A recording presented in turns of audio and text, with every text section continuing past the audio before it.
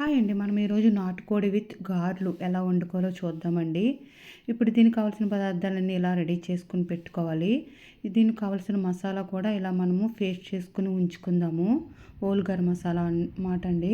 ఇప్పుడు దీన్ని మనము నాటుకోడిని కుక్కర్లో వండుకుందాము. ఇందులో వండుకుంటే గారెలకి చాలా చాలా బాగుంటుంది ఈ కూర. కుక్కర్ పెట్టుకొని ఆయిల్ వేసుకుని కరివేపాకు, ఉల్లిపాయలు, పచ్చిమిరపకాయ చీరుకలు వేయించుకొని శుభ్రంగా వాష్ చేసుకున్న నాటుకోడి చికెన్ కూడా వేసుకొని కచ్చాబచ్చగా దించుకున్న అల్లం కూడా వేసుకుని బాగా కలుపుకొని ముందుగా మనం రెడీ ఉంచుకున్న పసుపు కారం ఉప్పు కూడా వేసుకుని బాగా కలుపుకొని ముందుగా మనం గరం మసాలా ఆడుకుని ఉంచుకున్నాం కానీ అందులో సగం పేస్ట్ వేసుకుని బాగా కలుపుకొని జారు కడుక్కొని 2 గ్లాసులు వాటర్ వేసుకుని దీన్ని విజిల్ వేయించుకుందామండి. మూత పెట్టుకొని హై ఫ్లేమ్లో 1 విజిల్ వేయించుకున్న తర్వాత సిమ్లో 5 విజిల్స్ వేయించుకుందామండి. ఇలాగైతే ఈ నాటుకోడి చికెన్ పర్ఫెక్ట్గా ఉడుకుతుందండి. దీనికి చికెన్ కూడా ఉడికితే ఆ గ్రేవీతో చికెన్తో గారెలు తింటే చాలా చాలా బాగుంటుంది. ఇప్పుడు నేను రాత్రి నానబెట్టుకున్న మినప్పప్పుని ఇప్పుడు మిక్సీ పట్టుకుందామండి. వాటర్ లేకుండా తీసుకుని మిక్సీ పట్టుకోవాలి. ఇందులో నేను ఐస్ క్యూబ్ వేసుకున్నానండి, హీట్ ఎక్కకుండా ఉంటుందని. మిక్సీ పట్టుకుని ఇలా మెత్తగా దీనికి తగినంత సాల్ట్ వేసుకుని జీలకర్ర వేసుకుని ఇప్పుడు మనము గారెలు వేసుకుందాము.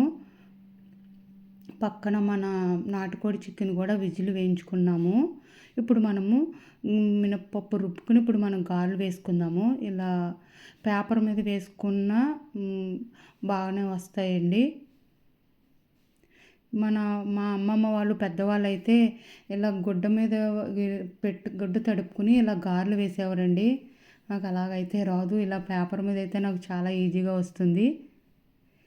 ఇలాగ మైకా పేపర్ మీద తడి చేసుకుని మనము ఇలా చెయ్యి కూడా తడి ముంచుకొని ఇలా వేసుకోవచ్చు. గారెలు రాని వాళ్ళు కూడా ఇలా ఈజీగా ఇలాగా ఇది టీ వడబోసుకునేది ఉంటుంది కదండి, దాన్ని వాటర్తో తడుపుకుని మన చేతితో ఉండ తీసుకుని ఇలాగా హోల్ పెట్టుకుని వేసుకుంటే చూడండి ఎంత ఈజీగా పడిపోతుందో. ఈ గారెలు రాని వాళ్ళు కూడా చాలా ఈజీగా మనము గారెలు వేసుకోవచ్చు. ఇప్పుడు మనము విజిల్ తీసుకొని మన నాటుకోడి చికెన్ ఎలా ఉడికిందో లేదో చూసుకుందాము. ఇప్పుడు మనము స్టవ్ ఆన్ చేసుకొని మళ్ళీ చికెన్ను ఉడికించుకుందామండి. కలుపుకొని గారెలు కూడా పక్కన వేగుతున్నాయి. చూడండి గారెలు కూడా పొంగినాయండి.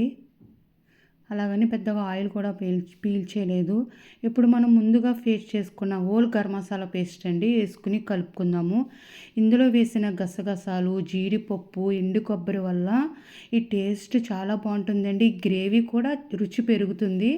గారెల్లోకి చాలా చాలా బాగుంటుందండి ఈ గ్రేవీ. ఈ జీడిపప్పు, గసగసాలు, ఎండు కొబ్బరి పేస్ట్ గ్రేవీ చాలా చాలా బాగుంటుంది. ఇప్పుడు మన గారెలు వేగిపోయినాయి, తీసుకుందామండి.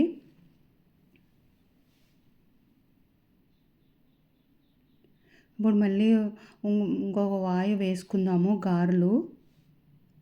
ఇలాగ నూనె ఇలా వాటర్ రాసుకొని చేతి తడి చేసుకుని ఉండపెట్టుకుని దీనికి ఇలాగా గారు అప్లై చేసుకొని హోల్ పెట్టుకుని వేసుకుంటే చూడండి చాలా చాలా ఈజీగా మనం గారెలన్నీ రెడీ చేసేసుకోవచ్చు. ఇలాగా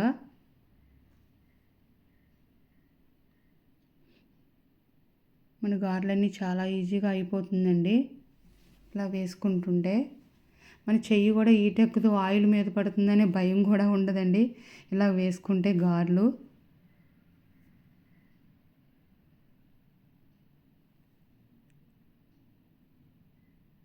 ఇలా వేసుకున్న తర్వాత అటువైపుకు ఇటువైపుకు తిప్పుకుంటూ మనము గారెలన్నీ ఇలా వేపుకొని తీసుకోవాలి. మన గారెలు అయితే రెడీ అయిపోయినాయండి. టేస్టీ మన గారెలు అయితే రెడీ అయిపోయినవి.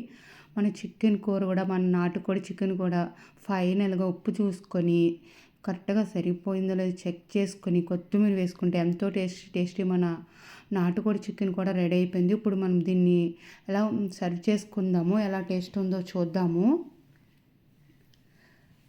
ఈ నాటుకోడి చికెన్ అండి చపాతీలోకి బాగుంటుంది, గారెలోకి బాగుంటుంది, రైస్లోకి కూడా చాలా చాలా బాగుంటుంది. వేడి వేడి గారెలు, వేడి వేడి నాటుకోడి చికెన్ తిందాము. మన విందులోకైనా ఏమన్నా చుట్టాలు వచ్చినా మంచి టిఫిన్ అని చెప్పవచ్చు. మంచి రిచెస్ట్ టిఫిన్ అండి గారెలు, నాటుకోడి చికెను. చుట్టాలొస్తే గారెలు ఉండాల్సిందే. గారెలు చాలా బా వచ్చినాయండి. చికెన్ చాలా చాలా బాగా ఉడికింది. చాలా చాలా బాగా వచ్చిందండి. మీకు కనుక వీడియో నచ్చితే లైక్ చేయండి, షేర్ చేయండి, సబ్స్క్రైబ్ చేయండి.